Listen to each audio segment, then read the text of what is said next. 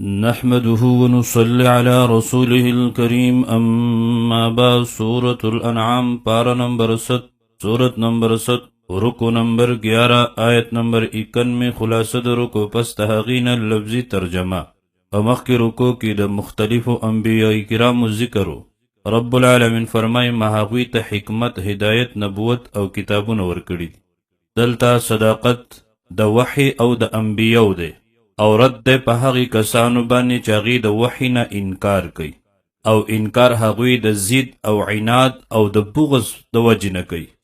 دغه شان صداقت د حضرت موسی علیه السلام دی، د تورات دی، صداقت د قرآن او عظمت د قرآن بیان دی. د ټولو نه لوی ظالم بدبخته دا هغه څوک دی چې په الله باندې دروغ وایي چې الله هیڅ یو پیغمبر ته وحی نه ده کړی، او هغم د ټول نه لوی ظالم دی چې په دروغ باندې د نبوت دعوه کوي چې ما ته وحی راځي او زه نبی. او دغه شان دی د ټول نه لوی ظالم دا هغه څوک دی چې هغه وایي چې زه د قرآن په مقابل کې قرآن راوړی شم، د وحی مقابله کولی شم. د داسې ظالمانو دپاره د سخت عذاب اعلان دی. دغه عذاب به په دوی باندې په وخت د ځنکدن کې هم وي، په قبر کې به هم وي، په حشر کې هم، او همیشه د پاره ودی جهنم تزي او په جهنم کې وپراته وي. اعوذ بالله من الشیطان الرجیم بسم الله الرحمن الرحیم.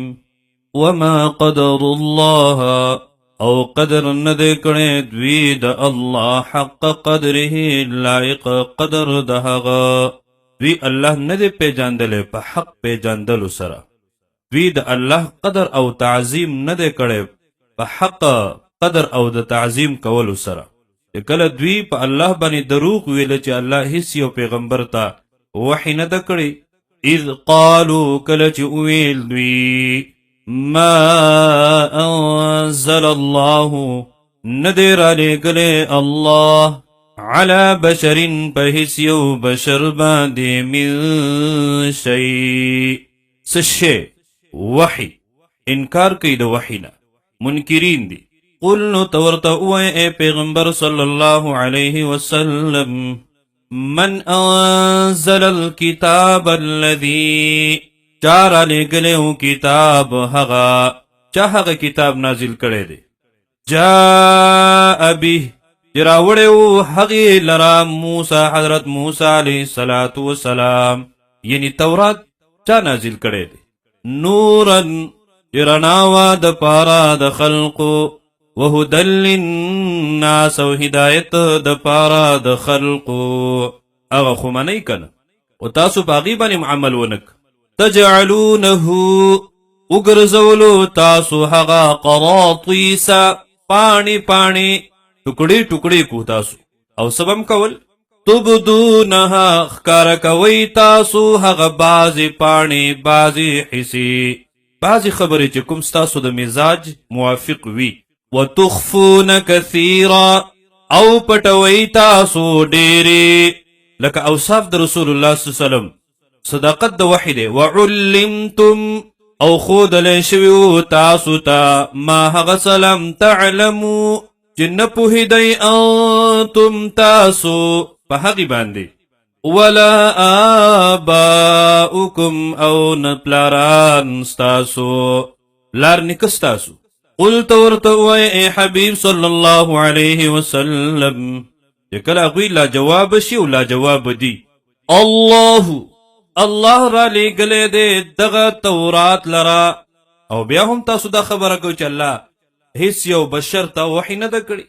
ثم ذرهم بیا پریک د دوی لرا فی خوضهم و مشغولتیا خپلو کی و خرافات خپلو کی و فضول بحثون خپلو کی یلعبون چی لوبی کوي. عظمت د قرآن بیانیگی، صداقت د قرآن بیانیگی. جسنگ تورات اللہ را لے گلے دے دغه شانتی قرآن دا هم دا اللہ کتاب دے او کلام هم دے. وهذا کتاب او دا عظیم کتاب دے انزلناه جمنگ نازل کڑے دے دلرا. دیکھ عظمت دا قرآن تا اشارہ دا. مبارکن برکت والا دے او څوک چې ورسره تعلق جوړ کی هغه هم با برکت ګرځي. په کوم وخت او زمانہ چې نازل شوی دی هغه هم با برکت دی، الله ورته عظمت ورکړی دی. دریم صفت مصدق الذي تصدیق کوونکې د هغه کتاب دی بین یدیه چې مخکې دی د دنه، لکه تورات، انجیل، زبور، داسې نور صحائف. مقصد بیانیږي ولتنذر او د دې دپاره دی چې ویروي ته په دې قرآن سره القرى د مکی والا اهل مکه، ومن او هغه څوک حولها چې چافیر دی د دینا، والذین او هغه کسان یؤمنون بالآخرة چې یقین لري په آخرت باندې، یؤمنون به اغیب ایمان راوړي په دې قرآن باندې، په دې رسول باندې.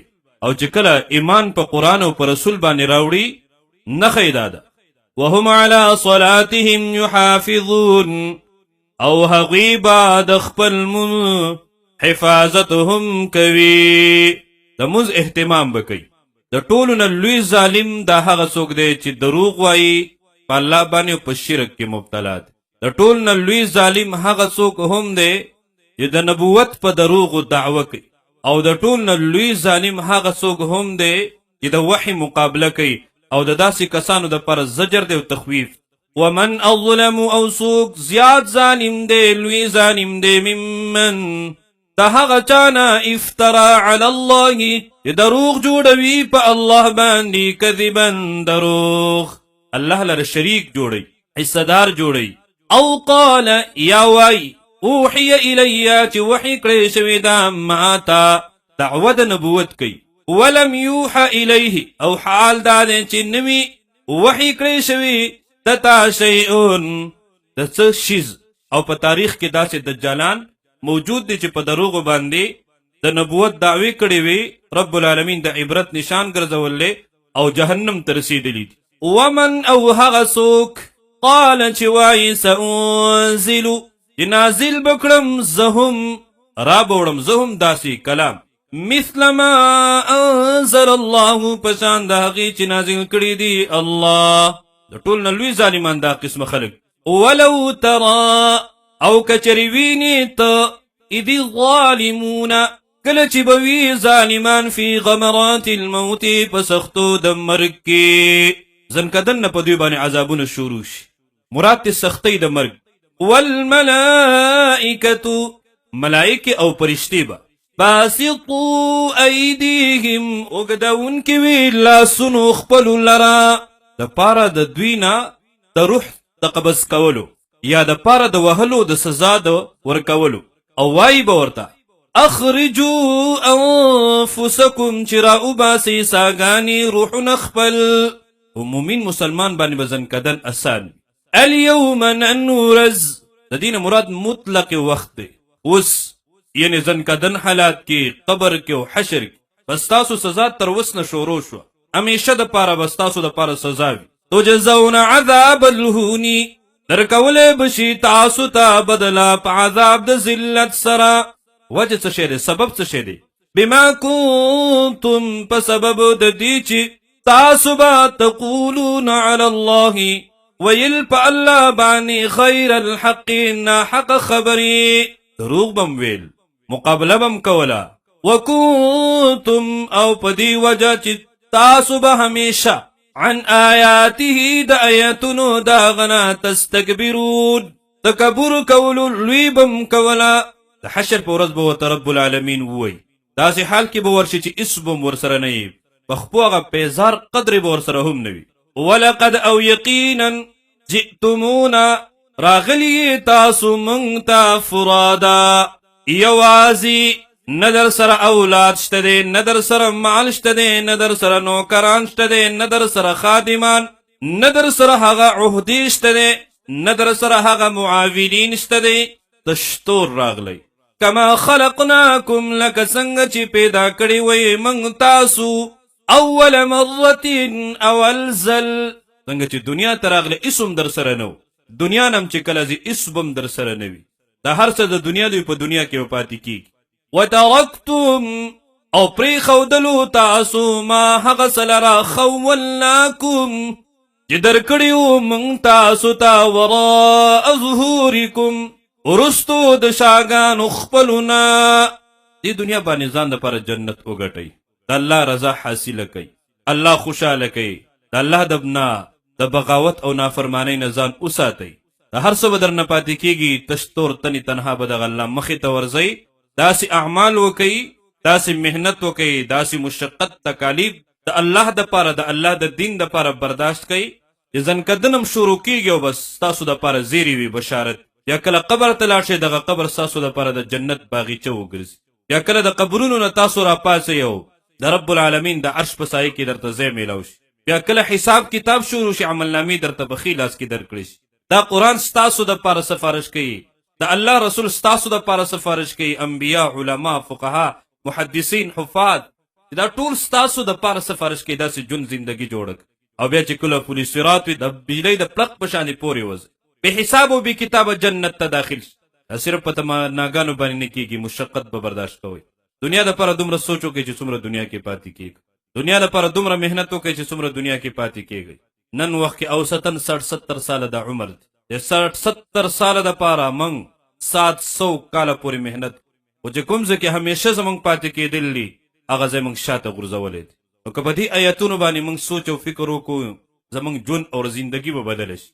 وما نرى معكم او نوینو من تاسو سره شفعاءکم الذین سفارشیان ستاسو هغه زعمتم چې ګمان به کولو تاسو انهم چې بېشک دوی فیکم په تاسو کې شرکاء شریکان دي د الله.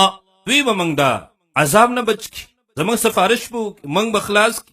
رای ولی اوس څه شو هغه؟